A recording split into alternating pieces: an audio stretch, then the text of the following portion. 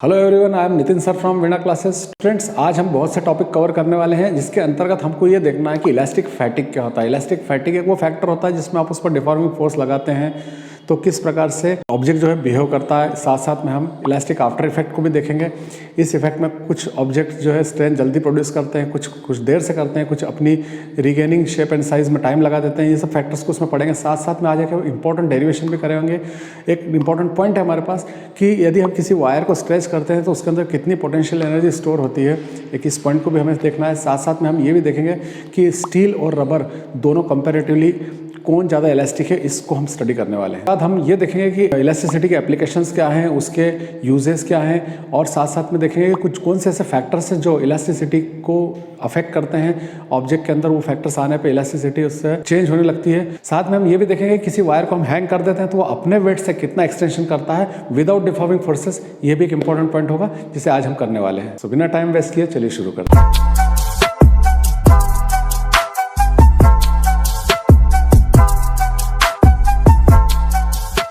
So students, आज का हमारा पहला टॉपिक है इलास्टिक फैटिग। इलास्टिक फैटिग क्या चीज़ है? देखिए, एक्चुअली क्या होता है, हम देखते हैं कि कोई भी ऑब्जेक्ट है, जैसे मान लीजिए ये वायर है, हमने यहाँ पे वायर को हमने हैंग किया हुआ है और इसके ऊपर मैं डिफॉर्मिंग फोर्स अप्लाई करता हूँ लॉन्गिट्यूडिनल डायरेक्शन में। तो लॉन्गिट्यूडिनल डायरेक्शन में जब इस पर डिफॉर्मिंग फोर्स लगता है तो नो डाउट इस पर स्ट्रेन प्रोड्यूस होता है जिसको हम लॉन्गिट्यूडिनल स्ट्रेन कहते हैं, और इसकी लेंथ में इंक्रीज हो जाती है, इसकी लेंथ कहीं इंक्रीज हो जाती है। आपने ये बात कई बार सुनी है मुझसे, मेरे, और इस बात को हमने कई बार रिपीट भी किया हुआ है। लेकिन मैं एक बात और बताना चाहता हूँ कि यदि हम कंटिन्यूसली ये प्रोसेस करें, जैसे मान लीजिए मैंने वायर लिया, उस पर मैंने डिफॉर्मिंग फोर्स लगा दिया। डिफॉर्मिंग फोर्स लगाने के बाद उसके अंदर उसकी लेंथ में इंक्रीज़ हुआ। अब लेंथ में इंक्रीज़ हुआ, फिर मैंने वेट के मॉड्यूलस को बढ़ा दिया तो थोड़ा और वेट ज़्यादा बढ़ा है तो उसमें और ज़्यादा एक्सटेंशन हुआ। बस इलास्टिक लिमिट के अंदर हम करते चले जा रहे हैं इन चीज़ों को। पर हम एक बात जो इम्पोर्टेंट ये बता रहे हैं कि किसी भी ऑब्जेक्ट के ऊपर आप continuously repeatedly deforming forces apply कर रहे हैं। तो इन बिगिनिंग क्या होता है कि जब ऑब्जेक्ट पे आपने डिफॉर्मिंग फोर्स लगाया तो ऑब्जेक्ट इलास्टिक बिहेव करती है और उस फोर्स को उसका अपोज करती है। लेकिन हम कंटिन्यूसली ये डिफॉर्मिंग फोर्सेस में रिपीटेडली मोड पे लगाते चलते हैं तो थोड़ी देर बाद ऐसा लगता है कि ऑब्जेक्ट की इलास्टिसिटी डिक्रीज हो रही है और ऐसा फील होता है कि वो ऑब्जेक्ट जो है वो टायर्ड हो गया है। जैसे एक कॉमन चीज़ है कि हम जब किसी काम को शुरू करते हैं अर्ली मॉर्निंग में या कोई समय से कि हम स्टार्ट कर रहे हैं, उस समय हम फुल ऑफ एनर्जी होते हैं। लेकिन कंटिन्यू जब हम वर्क करते चले जाते हैं तो एक टाइम ऐसा आता है वर्क को कंटिन्यू करने से कि हमारी कैपेसिटी घटने लग जाती है और ऐसा लगता है कि अब हम उतनी स्पीड से उस काम को नहीं कर पा रहे, थके हुए से लगते हैं। बस वही कंडीशन यहाँ इलास्टिसिटी के अंतर्गत ऑब्जेक्ट में होता है। यानी मैं आपसे कहना चाहता हूँ कि when we apply deforming forces on object repeatedly, so object behaves less elastic object, तो वो एक लेस इलास्टिक ऑब्जेक्ट की तरह बिहेव करने लगता है। तो लेस इलास्टिक ऑब्जेक्ट मतलब जितना पहले वो अपोज कर रहा था डिफॉर्मिंग फोर्सेस का, अब वो अपोज तो कर रहा है लेकिन उसका अपोज थोड़ा सा कम हो गया है तो स्ट्रेंथ तेजी से बढ़ने लगती है और हमें ऐसा लगता है कि ये जो ऑब्जेक्ट है हमारा ये पूरी तरह से थक चुका है, टायर्ड हो चुका है। लेकिन अब हम उस ऑब्जेक्ट पे से डिफॉर्मिंग फोर्सेस को रिमूव कर दें, तो डिफॉर्मिंग फोर्सेस को रिमूव करके उसको थोड़ी देर के लिए ऐसा रख दें और फिर बाद में फिर उस पर डिफॉर्मिंग फोर्सेस लगाएं तो वो फिर से अपनी पहली कंडीशन में आकर एक ऑब्जर्व करने पर हमको पता लगता है कि वो पहली कंडीशन में आके उसी प्रकार की स्ट्रेंथ प्रोड्यूस करता है जो उसकी इनिशियल स्टेज में थी। तो ये जो फिनोमिना है वो ही हमारा इलास्टिक फैटिग कहलाता है। तो इलास्टिक फैटिग मीन क्या हुआ मैं आपको बता देता हूँ। सिंपल से वर्ड्स में हम इसको कहेंगे कि elastic fatigue is a phenomena by which in absence of deforming forces which is applied repeatedly on object, removing it again shows the initial strength. This is known as elastic fatigue. तो elastic fatigue जो है वो एक ऐसा phenomena है जिसके अंतर्गत आप कंटिन्यूसली किसी ऑब्जेक्ट पर, बॉडी पर डिफॉर्मिंग फोर्सेस अप्लाई कर रहे हैं तो उसकी स्ट्रेंथ की जो है क्वांटिटी बढ़ती चली जाती है और ऐसा लगता है कि वो टायर्ड फील कर रही है। लेकिन आप डिफॉर्मिंग फोर्स हटा देते हैं और कुछ देर तक वेट करते हैं तो ऑब्जेक्ट फिर इनिशियल स्टेज में आके उस एक डिफॉर्मिंग फोर्सेस पर उसकी स्ट्रेंथ पे फिर इलास्टिक बॉडी की तरह बिहेव करता है। इस फिनोमिना को ही हम इलास्टिक फैटिग कहते हैं। सो स्टूडेंट्स, अब हम देखने वाले हैं elastic after effect. So elastic, देखिए जैसे मान लीजिए ये एक स्ट्रिप है, मेटल स्ट्रिप है या मेटल बॉडी कहते हैं इसको हम, इस पे हम डिफॉर्मिंग फोर्सेस जब अप्लाई करते हैं, मान लीजिए मैंने लॉन्जिट्यूडिनल डायरेक्शन में इसको अप्लाई किया हुआ है, तो नेचुरली इसमें लॉन्जिट्यूडिनल स्ट्रेन आएगा और इसकी लेंथ इंक्रीज हो जाएगी। तो ये तो हम जानते हैं कि उसकी इलास्टिसिटी लिमिट में जब हम डिफॉर्मिंग फोर्सेस अप्लाई करते हैं तो उसकी लेंथ इंक्रीज होती है और बॉडी जो है इस डिफॉर्मिंग फोर्सेस को यदि हम रिमूव करते हैं, अब मैं इसको हटाना चाहता हूँ, तो यदि मैं इसको हटा देता हूँ यहाँ से, यदि मैं इस फोर्स को रिमूव कर रहा हूँ, देखिए मैंने डायग्राम में शो कर दिया, मैंने फोर्स को हटा दिया है, तो धीरे धीरे ये जो ऑब्जेक्ट मैंने लिया इलास्टिक ऑब्जेक्ट, वो इलास्टिसिटी को फॉलो करते हुए अपना ओरिजिनल कॉन्फ़िगरेशन रीगेन करने का ट्राई करेगा। तो ये ओरिजिनल कॉन्फ़िगरेशन रीगेन करने का ट्राई करेगा, हो सकता है कि वो कुछ देर में या तुरंत इमीडिएटली ऐसी कंडीशन में आ जाए जो उसकी इनिशियल कंडीशन थी, तो इमीडिएटली वो अपनी ओरिजिनल शेप एंड साइज़ को रीगेन कर लेगा या कॉन्फ़िगरेशन को रीगेन कर लेगा। लेकिन कुछ ऐसे भी ऑब्जेक्ट्स होते हैं कि जिनके ऊपर डिफॉर्मिंग फोर्सेस लगाने से उनके अंदर स्ट्रेन प्रोड्यूस होता है, लेकिन डिफॉर्मिंग फोर्सेस को हटा लेने के बाद उन्हें अपनी ओरिजिनल कॉन्फ़िगरेशन को रीगेन करने में थोड़ा सा टाइम लगता है। तो ये समय लगता है, कुछ इमीडिएट हो जाते हैं और कुछ को समय लगता है। इस फिनोमिना को ही हम इलास्टिक आफ्टर इफेक्ट कहते हैं। सो बात ये आती है कि क्या हम इसकी लैंग्वेज किस तरह से बनाएं। तो लैंग्वेज बनाएं तो मैं पहले आपको लिख के इसको दोनों डेफिनेशन को क्लियर कर देता हूँ कि मैंने क्या समझा है इस पर।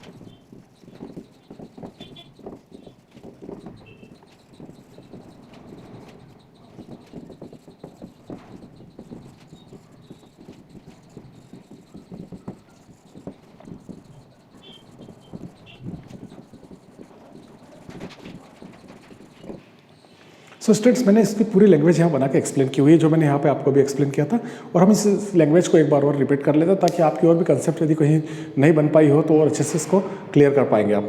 If we apply deforming force on elastic body, हम यहाँ पे इलास्टिक बॉडी पे डिफॉर्मिंग फोर्स अप्लाई कर रहे हैं, सो इट प्रोड्यूस स्ट्रेन, तो वो स्ट्रेन प्रोड्यूस कर रहा है। देखिए यहाँ से removing deforming force body gets its original configuration. यदि मैं इस डिफॉर्मिंग फोर्स को हटा देता हूँ तो body try to get its original configuration, उसका शेप एंड साइज को रीगेन करने की कोशिश करती है। सो आफ्टर इमीडिएटली, बहुत तेज़ी से, मतलब जल्दी से करने की कोशिश करती है। But other bodies can't do so, लेकिन कुछ ऐसी बॉडीज़ भी होती है इलास्टिक बॉडी जो ऐसा बिहेव नहीं करती है, उनको अपना ओरिजिनल शेप को रीगेन करने में थोड़ा सा टाइम लगता है। They get some time to get their original configuration. तो ये जो चीज़ थी यही हम इलास्टिक आफ्टर इफेक्ट कहते हैं। तो इसको हम डिफाइन कर सकते हैं, the temporary delay of regaining it's original configuration in absence of deforming force is called elastic after effect. वो टेम्पररी डिले जो बॉडी के ओरिजिनल कॉन्फ़िगरेशन को लेने में उसको डिफॉर्मिंग फोर्सेस की एब्सेंस में जो समय लग रहा है उसे ही हम इलास्टिक आफ्टर इफेक्ट कहते हैं। ये ज़्यादातर देखा जाता है कि कुछ ऐसी मतलब मेटल्स होती हैं जिनमें ये बहुत जल्दी से होता है और कुछ ऐसी मेटल्स होती हैं जिसमें बहुत कम होता है। तो ऐसी मेटल्स को कुछ खास स्पेसिफिक जगहों पर इस्तेमाल किया जाता है, जैसे कि किसी कॉइल्स के अंतर्गत या किसी पॉइंटर को बनाने के लिए भी इस प्रकार की मेटल्स का इस्तेमाल किया जाता है जिसमें इलास्टिक आफ्टर इफेक्ट का न के बराबर हो। सो स्टूडेंट्स, आई थिंक ये आपको पॉइंट क्लियर हो गया होगा, मैंने लिख के भी एक्सप्लेन कर दिया और समझा भी दिया है। सो एक छोटा सा पॉइंट था, एक डेफिनेशन पॉइंट था, आई थिंक ये आपको क्लियर हो चुका है। अब हम एक इंपॉर्टेंट पॉइंट की ओर बढ़ेंगे जिसमें हम ये देखेंगे कि किसी वायर को हम जब स्ट्रेच करते हैं तो स्ट्रेच्ड वायर के अंदर कितनी पोटेंशियल एनर्जी स्टोर होती है। ये एक मैथमेटिकल डेरिवेशन है जिसको हम आगे कर रहे हैं। सो स्टूडेंट्स, अब जो हमारा नेक्स्ट टॉपिक है वो एक बहुत ही इंपॉर्टेंट क्वेश्चन है, और इंपॉर्टेंट क्वेश्चन इसलिए कि हम लोग जनरली उस कंडीशन को देखते हैं कि हम किसी चीज़ को, जैसे मान लीजिए हम एक रबर को लेते हैं और उसको स्ट्रेच करते हैं, तो एक सिंपल सी थिंग है जो हर व्यक्ति करता है, लेकिन कभी शायद ही हमारे दिमाग में आती है बात कि ऐसा करने से एक हम वर्क कर रहे हैं और वो वर्क उसके अंदर एक एनर्जी के रूप में स्टोर्ड हो रहा है। आज हम उसी एनर्जी को स्टडी करने वाले हैं और उसी के लिए एक डेरिवेशन भी निकालने वाले हैं। सो स्टूडेंट, चलिए शुरू करते हैं। सो हमारा क्वेश्चन होगा elastic potential energy stored in stretched wire. मैंने अभी वैसे बताया कि हम स्ट्रेच करेंगे तो उसके अंदर हम वर्क करना पड़ेगा, वर्क करेंगे तो उसके अंदर एनर्जी स्टोर्ड होगी, उसी को हम कहते हैं इलास्टिक पोटेंशियल एनर्जी। तो ये इलास्टिक पोटेंशियल एनर्जी हमारे वर्क से इसके अंदर स्टोर्ड होती है। साथ में इस क्वेश्चन को ऐसा भी पूछा सकता है कि work done in stretching the wire, क्योंकि हम विदाउट वर्क उसको स्ट्रेच नहीं कर पाते, इसलिए हम वर्क डन इस डेरिवेशन के लिए साथ में यूज़ करेंगे, क्योंकि हम इसमें इंटीग्रल में इसके वर्क को करके भी दिखाने वाले हैं, इंटीग्रल का यूज़ करेंगे इसमें। सो स्टूडेंट्स, चलिए हम पहले स्टार्ट करते हैं। जैसे कि मैंने आपसे कहा कि ये मेरे पास एक स्ट्रिप हो सकती है मेटल की या कुछ भी, या मेटल वायर कह दें, यहाँ पे मेटल बॉडी कह दें, जो भी है, इलास्टिक बॉडी कह दें। तो इसके अंतर्गत हम देख रहे हैं कि मैं इस पर डिफॉर्मिंग फोर्स लगा रहा हूँ। अभी इसकी इनिशियल लेंथ L है। जैसे मैं डिफॉर्मिंग फोर्स लगाता हूँ तो डिफॉर्मिंग फोर्स लगाने के कुछ ही देर के बाद उसकी लेंथ बढ़ जाती है, या लॉन्जिट्यूडनल, क्योंकि मैंने लॉन्जिट्यूडनल डायरेक्शन में उसमें फोर्स लगाया हुआ है, डिफॉर्मिंग फोर्स मैंने, तो उसकी लेंथ में एक्सटेंशन होगा और वो होगा एल, स्मॉल एल मान लें आप इसको, स्मॉल एल। और ये जो मैंने वायर लिया है इसका एरिया क्रॉस सेक्शन हम ए मान सकते हैं। तो very simple language is there, we are having a wire whose initial length is L and area of cross section is A. If we apply deforming forces in longitudinal direction on wire, so it will extend due to property, so the extension is L there. So students, I think आपको ये बात यहाँ तक समझ में आ गई होगी। अब हम यहाँ देखते हैं कि इसके लिए यंग्स मॉड्यूलस ऑफ इलास्टिसिटी की डेफिनेशन देखें। सो यहाँ पे यंग्स मॉड्यूलस की डेफिनेशन हमें बताती है कि ratio of the longitudinal stress and longitudinal strain वही यंग मॉड्यूलस होता है। तो इसकी वैल्यू हम निकालते हैं, तो हम यहाँ अभी लॉन्गिट्यूडनल स्ट्रेस को निकालें, तो लॉन्गिट्यूडनल स्ट्रेस जो होगा वो फोर्स अपॉन एरिया, यानी यहाँ एरिया की बात कर रहे हैं तो ये हम बात कर रहे हैं एरिया ऑफ क्रॉस सेक्शन की, तो यहाँ हम एरिया ऑफ क्रॉस सेक्शन को यूज़ करेंगे। सो फोर्स तो हमने एफ लगाया, डिफॉर्मिंग फोर्स, और एरिया उसका area of cross section A है। अब हमें लॉन्गिट्यूडनल स्ट्रेन की बात करना है, तो आप जानते हैं कि लॉन्गिट्यूडनल स्ट्रेन जो होती है वो चेंज इन लेंथ हो रहा है स्मॉल एल और ओरिजिनल लेंथ है कैपिटल एल। हमने दोनों वैल्यूज फाइंड कर लिए, हम इस फार्मूले में से पुट कर देते हैं, तो y equal to F upon A upon L upon L. आगे सॉल्व करने पे हमें मिलता है F L upon A L. Simple सी बात है, ये रेसिप्रोकल फॉर्म में चला जाएगा, कैपिटल एल ऊपर स्मॉल एल नीचे होगा, इंटू कर दिया तो F L upon L step मिली है। मैं इसको इंटू करके फोर्स की वैल्यू यहाँ से निकाल लेता हूँ अलग से। तो एफ एल को 1 में इंटू किया मैंने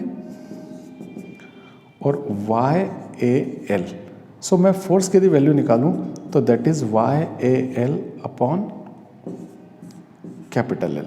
ये फोर्स मेरे पास आ गया। ये वो फोर्स है जो इसे लॉन्जिट्यूडनल डायरेक्शन में एक्सटेंशन दे रहा है। अब मुझे वर्क करना है और स्ट्रेन करने के लिए, और वो स्ट्रेन ऐसा करना है कि यहाँ चेंज जीरो है अभी, क्योंकि ये इनिशियल लेंथ पे है, उसको मैं खींचते खींचते वर्क करते करते यहाँ तक ले आऊँ कि चेंज एल स्मॉल एल मिल जाए, तो मुझे इसके लिए इंटीग्रल स्टेप की हेल्प लेना पड़ेगी।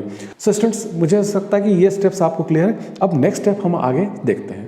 सो स्टूडेंट्स, जिस प्रकार से हमने अभी एफ की वैल्यू निकाल ली थी, जिसमें अभी आपको एफ की वैल्यू निकाल के दी, F equal to Y A L upon L, ये हमारा फोर्स आ गया था। लेकिन मैंने जैसे आपको बताया कि work done in stretching the wire, हमें स्ट्रेच करना है, वो हम वर्क डिफॉर्मिंग फोर्स से करा रहे हैं, लेकिन वर्क हो तो रहा है, तो वर्क हो रहा है, तो वर्क की डेफिनेशन हमारी जानते हैं हम लोग कि work equal to force into displacement. अब यहाँ पर वर्क एक साथ नहीं करना है, ये समझें आप, वर्क स्टेप बाय स्टेप छोटे छोटे पार्ट्स में करेंगे हम लोग। पहले यहाँ से 0 से स्टार्टिंग होगी और आखिरी लेवल पे L तक हो जाएगा, यानी 0 to L एक लिमिट मिल रही है, और यहाँ लिमिट मिल रही है, इट मीन्स हमें इंटीग्रेट करना होगा इसे। तो इंटीग्रेट करेंगे तो सबसे पहले हम वर्क लेंगे, छोटा वर्क, स्मॉल वर्क dw, और उसका फोर्स होगा हमारा F, और डिस्प्लेसमेंट पहले dl, क्योंकि हम कंप्लीट डिस्प्लेसमेंट L कह रहे हैं, लेकिन छोटा वर्क है तो डिस्प्लेसमेंट भी छोटा होगा, सो विच इज़ dl। अब हम इसको इंटीग्रेट करेंगे, so integral of d omega और integral f into D L. अब आप यहाँ देख रहे हैं कि इंटीग्रल कहाँ से कहाँ तक कर रहे हैं, तो 0 से स्टार्ट करके मैक्सिमम लिमिट L लेंथ तक है, तो 0 to L तक उसको इंटीग्रेट करेंगे हम लोग। अब यहाँ f की वैल्यू मेरे पास है, f equal to Y A L upon L. Integral of D W, small works को इंटीग्रेट करा तो कंप्लीट वर्क हो गया, और यही वर्क हमारी पोटेंशियल एनर्जी है, क्योंकि work done is potential elastic potential energy. तो इस वर्क को मैं बाद में पोटेंशियल एनर्जी लिख दूंगा। सो यहाँ इंटीग्रेट करने के पहले मैं एफ की वैल्यू रख रहा हूँ, तो एफ की वैल्यू है Y A L upon L D L. Obviously आप इंटीग्रल सीखे हुए हैं तो आप ये जानते हैं कि डी एल फैक्टर है, यानी मुझे एल को अंदर ही रखना होगा, लेकिन बाकी वाई ए एल और कॉन्स्टेंट है उन्हें बाहर निकालना होगा। तो वाई ए और एल कांस्टेंट है, वो बाहर आ गए, 0 to L L D L.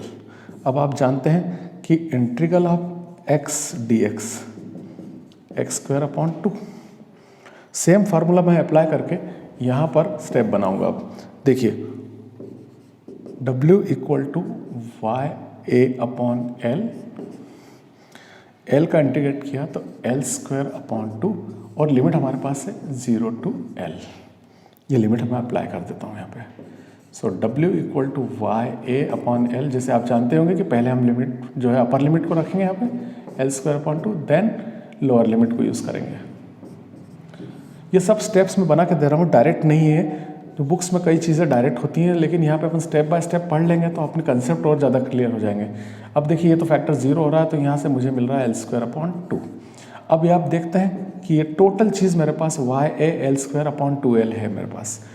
इसमें से मैं एक फैक्टर अलग कर रहा हूँ, ध्यान से देखें आप। YA और स्मॉल l एक ले लेता हूँ इसमें से, और अपॉन में L जो है वैसे ले लेते हैं। तो एक L ले चुके हैं, तो L⁻² में से एक L वहीं रह गया है और अपॉन में 2 भी रह गया है। और YAL/L वो किस फैक्टर फोर्स की वैल्यू है, तो हम इसकी प्लेस पे फोर्स रख सकते हैं। तो W इक्वल टू मैंने फोर्स रख दिया, यहाँ से 1/2 अलग कर दिया, L कर दिया। अब आप जानते हैं कि वर्क डन इस इलास्टिक पोटेंशियल एनर्जी, तो ये हमारी इलास्टिक पोटेंशियल एनर्जी हो गई। F यानी फोर्स इंटू हाफ, और L यानी लेंथ इंक्रीज हुई मतलब एक्सटेंशन। ये हमारा इसका फर्स्ट डेरिवेशन आ गया कि elastic potential energy equal to force into half into extension. तो ये हमारा एक डेरिवेशन, लेकिन अभी इस डेरिवेशन के आगे भी हमारे पास स्टेप्स है। ये क्वेश्चन पूरा अभी नहीं माना सकता, इसमें और कुछ स्टेप हम लेने वाले हैं। सो स्टूडेंट्स, अभी हमने यहाँ पर जो पोटेंशियल एनर्जी के लिए डेरिवेशन निकाला, जो वायर को स्ट्रेच करने में उसके अंदर स्टोर होती है। अब हम पर यूनिट वॉल्यूम पे इस एनर्जी को फाइंड करते हैं।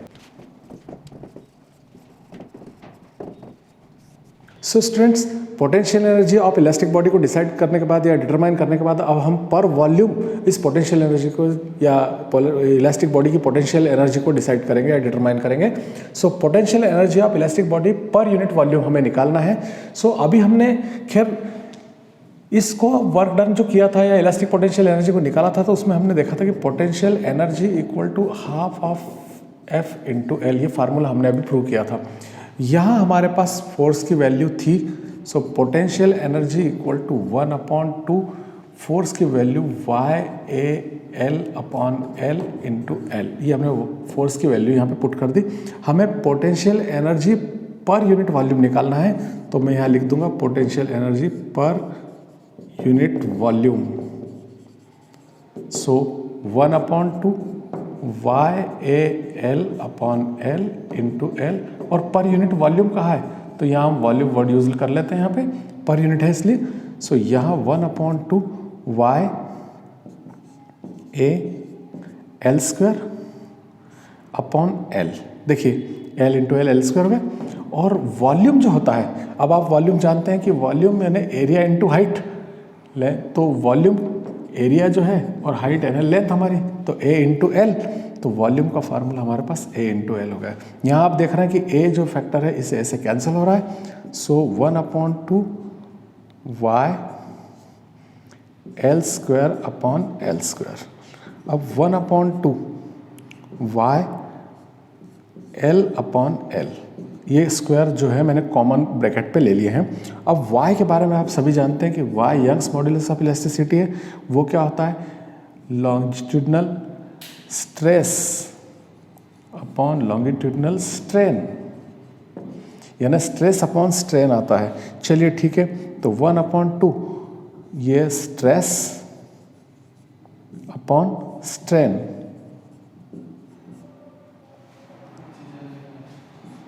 और यहाँ पे आप देख रहे हैं कि L/L मतलब change in length upon original length, ये हमारी लॉन्गिट्यूडनल स्ट्रेन हो गई। तो यहाँ मैं L/L को स्ट्रेन लिख सकता हूँ, और उस पर लग रहा है स्क्वायर। स्क्वायर से ये पार्ट कैंसिल हो गया, तो हमारा फार्मूला आ जाता है potential energy per unit volume. देखिए मैं यहाँ कर देता हूँ potential energy per unit volume is equal half stress into strain. ये हमारा सेकंड इम्पॉर्टेंट इसका पार्ट होता है। ये दोनों पार्ट एक साथ करने पे आपको मार्क्स मिलते हैं और दोनों पार्ट्स एक साथ ही पूछे जाते हैं। सो स्टूडेंट, आई थिंक ये काफ़ी अच्छा क्वेश्चन था, एक डेरिवेशनल पार्ट था। ज़्यादातर इसमें इस यूनिट के अंदर, इस चैप्टर के अंदर हमने जो टॉपिक्स लिए उसमें मोस्टली जो थ्योरेटिकल पार्ट था, लेकिन यहाँ एक मैथमेटिकल पार्ट है। तो कहीं ना कहीं ये ऐसे क्वेश्चन टीचर्स को अट्रैक्ट करते हैं और वो एग्जाम पॉइंट ऑफ व्यू से इंपॉर्टेंट हो जाते हैं। सो मैं सोचता हूँ कि आज इसको बेहतर तरीके से आपने समझ लिया होगा। अब हम नेक्स्ट जो टॉपिक लेंगे उसमें ये देखेंगे कि हमें रबर और स्टील दिया है सेम लेंथ पे, तो उन दोनों में इलास्टिक कौन है। ये क्वेश्चन कई बार पूछा हुआ स्टूडेंट। सो नेक्स्ट क्वेश्चन हमारा यही होगा। सो स्टूडेंट्स, हमारा नेक्स्ट क्वेश्चन जो है वो ये है कि विच इज़ मोर इलास्टिक, स्टील और रबर। देखिए, एक सिंपल थिंकिंग होती है कि जैसे मेरे हाथ में ये मार्कर पेन है, इतना ही बड़ा स्टील का एक पीस ले लिया जाए और इतना ही बड़ा एक रबर ले लिया जाए। ऑब्वियसली रबर को मैं इजीली खींच पाऊंगा, स्ट्रेच कर पाऊंगा, क्योंकि उसके लिए डिफॉर्मिंग फोर्सेस बहुत कम होते हैं। और स्टील का यदि टुकड़ा लिया जाए तो आई थिंक मैं डिफॉर्मिंग फोर्सेस लगा भी दूँ तो कोई चेंज उसमें मैं ऑब्जर्व नहीं कर पाऊंगा, ना आप ऑब्जर्व कर पाएंगे। लेकिन इसको मैथमेटिकली हमें प्रूव करना है कि कौन इन दोनों में से ज़्यादा इलास्टिक है। सो मैं यहाँ पर एक डायग्राम आपको एक्सप्लेन करने के लिए बना रहा हूँ। उसमें आप थोड़ा सा देखें कि जैसे दो वायर लिए मैंने, सब पहला वायर मैंने स्टील का लिया है, उसकी रेडियस r है, सेम रेडियस होगा, दूसरा भी रबर का, और ये दूसरा मैंने रबर का लिया है वायर, और दोनों की लेंथ भी सेम है, सेम लेंथ की मैंने लिया। दो वायर्स हैं, दोनों की रेडियस भी सेम है, दोनों के लेंथ भी सेम है, और दोनों पे जो डिफॉर्मिंग फोर्सेस लॉन्गिट्यूडिनल डायरेक्शन में लगाए जा रहे हैं वो भी अप्रॉक्सीमेट सेम है, दोनों सेम ही है, मतलब फोर्स आर इक्वल। तो आप देखते हैं कि फोर्स लगाने के बाद हम इस पर फोर्स अप्लाई करते हैं, तो फोर्स अप्लाई करने के बाद इनकी लेंथ बढ़ने लगती है, इनमें एक्सटेंशन आने लगता है। तो वो मैं आपको यहाँ पे शो कर दूँ कि उसका एक्सटेंशन आएगा किस तरीके से। तो देखिए, जैसे रबर है, इसके ऊपर एक्सटेंशन आएगा, पहला वाला रबर वाला है, ये इसमें एक्सटेंशन, ये हमने एक्सटेंशन शो कर दिया, तो इसका एक्सटेंशन आया LR। ये रबर वायर है और दूसरी ओर स्टील का है। अब इस पे भी हमने डिफॉर्मिंग फोर्स लगाया था, तो एक्सटेंशन तो उसमें भी होगा, लेकिन आप जानते हैं कि स्टील में एक्सटेंशन उतना ज़्यादा नहीं होगा। सो LS जो होगा वो कम दिख रहा है LR से, जबकि डिफॉर्मिंग फोर्सेस दोनों पे F ही है। सो हम इसको पहले डिस्क्राइब कर लेते हैं कि हम कैसे इस डेरिवेशन को स्टार्ट कर रहे हैं। We are having two same length wire of rubber and steel whose radius also same, and we are applying same magnitude deforming forces in longitudinal direction, so they start to extend. So the extension of rubber is more than extension of steel. यहाँ पे हम देख रहे हैं कि इसका extension कम है, उसका एक्सटेंशन कहीं ज़्यादा है। सो यहाँ पर हम रबर वायर के लिए और दूसरी ओर स्टील के वायर के लिए यंग्स मॉड्यूलस ऑफ इलास्टिसिटी का फार्मूला लगाते हैं, तो y equal to mgl upon pi r square l, ये हम फार्मूला यहाँ ले रहे हैं। तो y के लिए, यंग्स रबर के लिए यंग्स मॉड्यूलस yr होगा, mgl the same factors, pi r square constant factors है, और r जो l है वो lr हो जाएगा यहाँ पर, क्योंकि रबर के लिए हम lr से शो कर रहे हैं, जबकि स्टील के लिए हम यंग्स मॉड्यूलस का फार्मूला लगाएंगे तो ys होगा mgl upon pi r square ls होगा। आई थिंक ये दोनों पॉइंट्स तो बहुत सिंपल है, जो आपको समझ में आ गए। यदि मैं इसको इक्वेशन फर्स्ट कह दूं और इसको इक्वेशन सेकंड कह दूं, दोनों को, और मैं इक्वेशन सेकंड में इक्वेशन फर्स्ट से डिवाइड कर देता हूं, तो ys upon yr, so mgl upon pi r square ls is divided by mgl upon pi r square LR।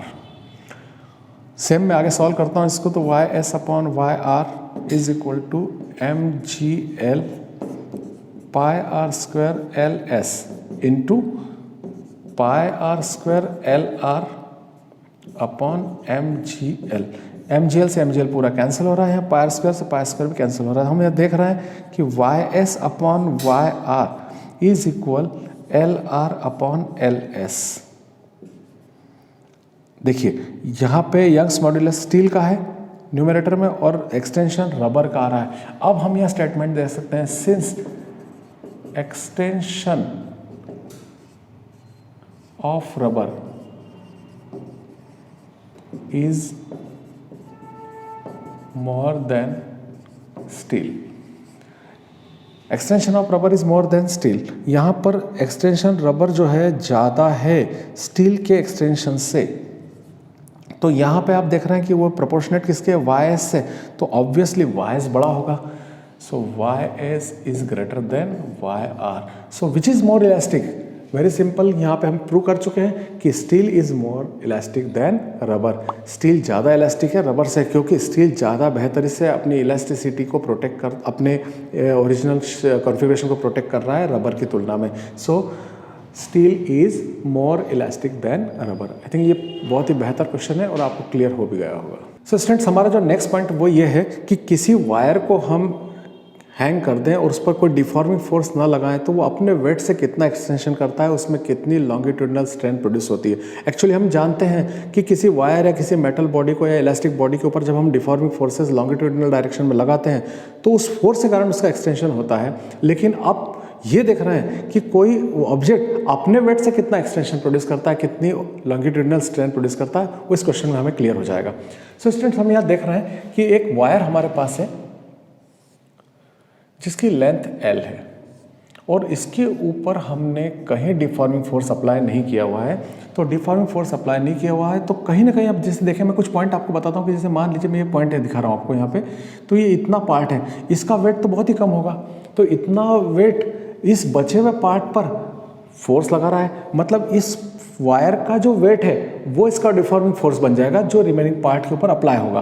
तो हम ऐसा मान लेते हैं कि इसका सेंटर में एक पॉइंट है जहां पर उसका वेट फोर्स, ये इतने, इस वायर का जितना वेट है वो वेट फोर्स इस बचे हुए वायर के ऊपर एक डिफॉर्मिंग फोर्स अप्लाई कर रहा है। तो यहाँ सेंटर पॉइंट से, so let a wire of length L and weight force, जो वेट फोर्स का खुद का है, weight force mg is working on its centre, वो इसके सेंटर पे वर्क कर रहा है ऐसा मान लेते हैं हम। तो स्वाभाविक है कि यहाँ से हम इस डिस्टेंस को देखेंगे तो L/2 दिखेगी या ऊपर भी L/2 ही होगी। सो यहाँ पर हम यंग्स मॉड्यूलस को देखें तो mg/L/πr²L, ये डेफिनेशन हमारी। यहाँ πr² A है और L जो है वो L/2 है। क्यों L/2 है? टोटल वायर हमने लिया था, लेकिन हम ये मान रहे हैं कि ये L/2 जो वेट है, L/2 जो पोर्शन नीचे का है, ये उसका डिफॉर्मिंग फोर्स बन गया है। ये इतने तार का जो वेट है इस बचे हुए तार के ऊपर फोर्स डाल रहा है। तो मुझे L की वैल्यू L/2 लेनी होगी यहाँ पे। सो y = mg L/2 लिया है यहाँ पे और AL ले लिया है ऐसे। यदि मैं L की वैल्यू निकालता हूँ तो यहाँ पर हम देखते हैं कि इस तरीके से हम यदि L की वैल्यू निकाल रहे हैं तो L = mg L/2 नीचे आ रहा है, A और Y, ये इसको हम L को इधर ले जा रहे हैं, Y यहाँ आ जाएगा और L/2 का जो 2 है वो यहाँ पे अपॉन में दिख रहा है हमें। अब यहाँ आप देखें कि M जो है मास ऑफ वायर है। सो मास ऑफ वायर जो है एरिया और लेंथ और उसकी डेंसिटी, यहाँ पे जो ये रो है डेंसिटी ऑफ वायर है, ये हम m की वैल्यू यहाँ पुट कर देते हैं। सो L = m की वैल्यू है AL रो और GL अपनी प्लेस पे है 2AY, यहाँ A से A कैंसिल हो रहा है। सो फार्मूला हमारे पास आ रहा है ρL²G/2Y। इस फार्मूले से हम ये डिसाइड कर पाते हैं कि कोई भी इलास्टिक ऑब्जेक्ट अपने वेट के द्वारा या अपने वेट के द्वारा अप्लाइड डिफॉर्मिंग फोर्स के द्वारा कितना एक्सटेंशन लॉन्गिट्यूडनल डायरेक्शन में करता है, उसके लिए फार्मूला है। सो आई थिंक स्टूडेंट्स बहुत सिंपल पॉइंट था, लेकिन आपको क्लियर हो गया होगा ये। स्टूडेंट्स, हमने जो इलास्टिक के सारे टॉपिक्स यहाँ पर स्कोर कर लिए, लेकिन हमने एक बात ये देखी कि हमारी जो लाइफ है, जिसमें हमारे आसपास के जो सराउंडिंग्स है, उसमें इलास्टिक के यूजेस क्या होते हैं। तो इलास्टिसिटी के जो यूजेस हैं, वो इलास्टिसिटी के यूजेस में हम देखते हैं कि एक मोस्ट इंपॉर्टेंट जो है, बहुत सारी चीज़ों में से एक मोस्ट इंपॉर्टेंट मैं पार्ट आपको बताता हूँ। जैसे आप देखते हैं क्रेन, तो क्रेन क्या होती है, एक प्रकार के एक ऐसा वो डिवाइस होता है जिसके द्वारा हेवी ऑब्जेक्ट्स को लिफ्ट किया जाता है और एक प्लेस से दूसरे प्लेस पे शिफ्ट किया जाता है। तो उसमें खास किस्म की रोप्स लगी होती हैं और ये रोप्स जो बनी होती हैं वो एक खास प्रकार के मटेरियल से बनी होती है और उसमें कुछ चीज़ों को फॉलो किया जाता है। उसमें खास जो है उसकी थिकनेस या उसकी जो रेडियस है वो इंपॉर्टेंट पॉइंट होता है। जैसे आपने देखा होगा कुछ गाड़ियों के गियर वायर्स होते हैं या फिर क्लच वायर्स होते हैं, उनको भी ऐसा बनाया जाता है कि उनको यूज़ करते समय उनकी एक्सटेंशन ना हो ताकि वो सही ढंग से अपना वर्क करते रहें। तो रोप्स भी इसी प्रकार से डिसाइड की जाती है। मैं आपको उसको मैथमेटिकली प्रूव करके बताऊँगा कि किस प्रकार से इसको डिसाइड किया जाता है और किस प्रकार से थिकनेस को फाइंड आउट किया जाता है कि कितनी कैपेसिटी की जो क्रेन है उस कैपेसिटी पे थिकनेस जो है कितनी होनी चाहिए। सो यहाँ हम एक देख रहे हैं कि क्रेन क्या है। तो पहले तो हम सिंपल सी बात यही कहेंगे, the crane is a device by which we can lift heavy objects and place them one place to another या shift them one place to another place.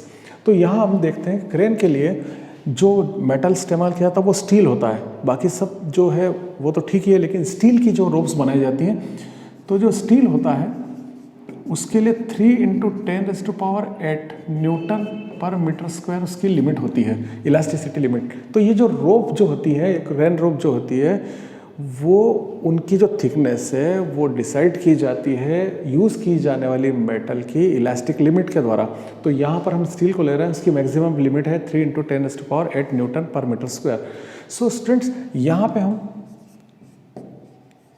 Stress को देखें, stress equal to force upon area. So stress force हमारा जो होगा mg होगा और area जो है पायर स्क्वायर होगा। यदि हम r की वैल्यू डिसाइड करें, क्योंकि हमें वो रोप जिसको हम क्रेन में यूज़ करने वाले हैं उसकी रेडियस कितनी रखना है ये पता करना है, तो मुझे रेडियस को यहाँ पे फाइंड आउट करना होगा। तो मैं रेडियस को इस ओर ले लेता हूँ, radius square equal to m × g pi into stress. अब मेरे पास यहाँ पर वैल्यू है, ये मान लें आप कि मुझे एक ऐसी क्रेन को यूज़ करना है, यहाँ बनाना है जो लगभग 10⁵ kg वेट को लिफ्ट कर सके और उसे शिफ्ट कर सके।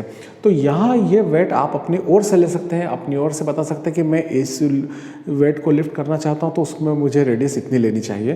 तो यहाँ 10⁵ मतलब लगभग 100 टन्स के आसपास हो जाता है, उस वेट को मैं ले रहा हूँ। सो मेरे पास m की वैल्यू 10⁵ हो जाती है।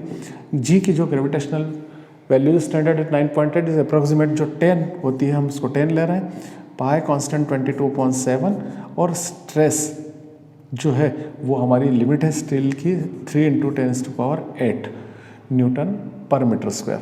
सो स्टूडेंट्स, यहाँ पे आप देख रहे हैं कि r² इज इक्वल टू 10⁶ हो रहा है, पावर प्लस हो जाती है इंटू में, और जो 7 है और ऊपर की ओर चला जाएगा। यहाँ पे बच रहा है 22 × 3 यानी 66 × 10⁸। यदि मैं 7 को यहीं रखते हुए 66 के साथ 10⁸ जो है उसमें पावर को नीचे लाता हूँ तो पावर यहाँ माइनस हो जाती है नीचे आके। सो यहाँ मुझे वैल्यू मिल रही है r² is equal to 7/66 × 10⁻²। Calculate करें तो 7/66 और 10 का पावर 200 है, तो इसमें 6600 हो जाता है। स्क्वायर हटाएंगे तो उस पर रूट लग जाएगा, √7/6600। इसको यदि हम कैलकुलेट करते हैं यदि टोटल वैल्यू को, तो ये अप्रॉक्सीमेट है, आप कैलकुलेट कर लीजिएगा इसको। ये 0.30 मीटर के आसपास आती है, 0.302 आता है, इसको हम 30 भी ले सकते हैं। और ये इतने मीटर आ रहा है, दैट मीन्स 3 सेंटीमीटर रेडियस होनी चाहिए। तो ये कह सकते हैं कि जिस क्रेन्स में हम रोप लगाने वाले हैं और उस रोप से हम 10⁵ kg का वेट शिफ्ट करेंगे, वेट को लिफ्ट करेंगे, तो उसकी रोप हमें approximate 3 centimetre safety point of view से कम इतनी मोटी तो लेनी ही चाहिए।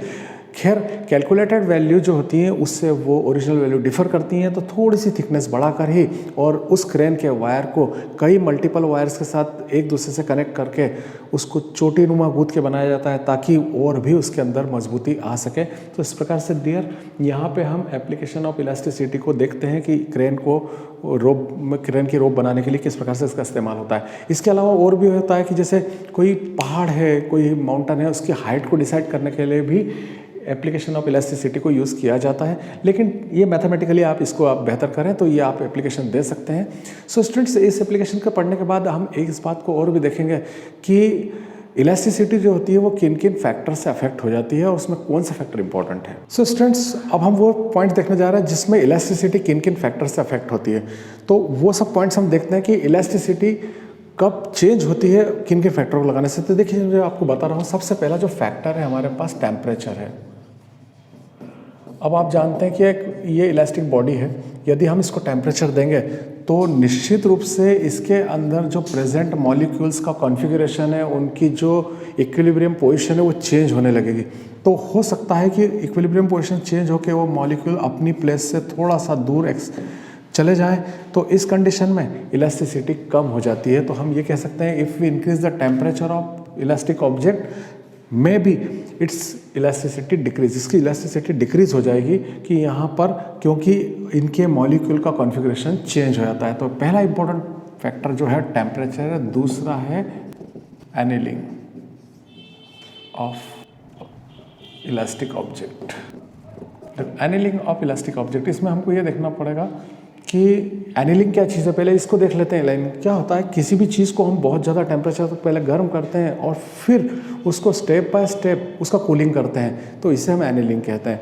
तो step by step cooling is known as annealing. तो यदि हम किसी ऑब्जेक्ट को गर्म कर रहे हैं और फिर यदि हम स्टेप बाय स्टेप उसका कूलिंग कर रहे हैं, तो उसके अंदर जो पार्टिकल्स होते हैं वो पार्टिकल्स क्या बना लेते हैं, क्रिस्टल्स बना लेते हैं। अपने क्रिस्टल्स बना के वो सेपरेट हो जाते हैं। तो ऐसी कंडीशन में क्रिस्टल बनाने से कॉन्फ़िगरेशन पूरी तरह बिगड़ जाता है और यहाँ पे इलास्टिसिटी अफेक्ट हो जाती है। तो सेकंड फैक्टर हमारा एनीलिंग के द्वारा होता है। तीसरा है हैमरिंग के द्वारा। अब यदि हम देखिए, यहाँ पर आपने देखा कि यहाँ पे जो इलास्टिसिटी डिक्रीज होना है, क्योंकि उसने क्या किया है, अपने क्रिस्टल्स बना लिए हैं, पार्टिकल्स ने कंबाइन होकर। अब हैमरिंग करेंगे तो ज़रा सिंपल सी बात है कि जब ये क्रिस्टल बन चुके हैं और उस पर आप हैमरिंग कर रहे हैं तो क्रिस्टल ब्रेक हो जाएंगे। तो क्रिस्टल जब ब्रेक हो जाएंगे तो अपना कॉन्फ़िगरेशन फिर इनिशियल स्टेज पे आ सकता है। तो इस कंडीशन में हम कह सकते हैं कि इलास्टिसिटी फिर से इंक्रीज हो जाएगी। So if we hammering the elastic object, so its elasticity can be increase. तो ये तीन फैक्टर्स हम बेसिकली देखते हैं। ये कोई बहुत ऐसे फैक्टर्स नहीं जो बहुत टफ हैं, बहुत सिंपल सी बात है, एक नॉलेज पॉइंट ऑफ व्यू से बेहतर है। सो आई थिंक ये तीनों आपने क्लियर कर लिए होंगे कि फैक्टर दैट अफेक्ट्स इलेक्ट्रिसिटी में तीन पॉइंट्स हम ले सकते हैं।